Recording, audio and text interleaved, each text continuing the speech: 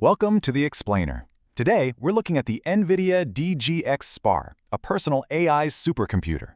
You know, when you think powerful AI, you probably think cloud data centers. But that's not always ideal.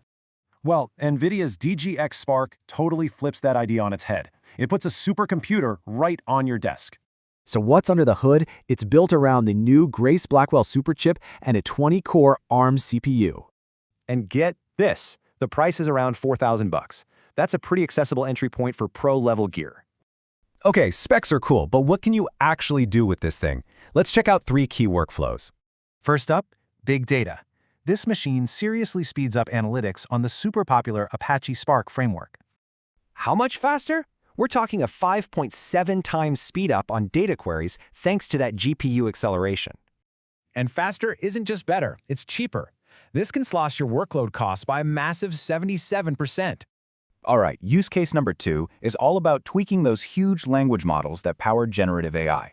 It has enough memory to let you fine-tune models with up to 70 billion parameters, right on this box. And just for running models, it can handle state-of-the-art ones with up to 200 billion parameters, locally. Last but not least, it's a perfect hub for developing AI that's going to run on smaller edge devices. So you can build on the Spark, then optimize, simulate, and finally deploy it out to the field.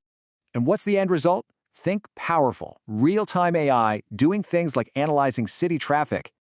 Okay, so how does this machine actually stack up against the competition? Let's take a look. It's got some interesting trade-offs next to its big brother, the DGX Station, or a rival like the Mac Studio. But you know, it's not just about specs. The real win here is having this power in-house. Let's dig into that. For starters, it's super power efficient. A recent software update cut its idle power draw by over 30%. That efficiency makes it way easier to keep development in-house, which protects your data and your IP. And this is a huge deal for researchers in extreme places, like the South Pole's Neutrino Observatory. So with this kind of supercomputing power finally on the desktop, the real question is, what will you build?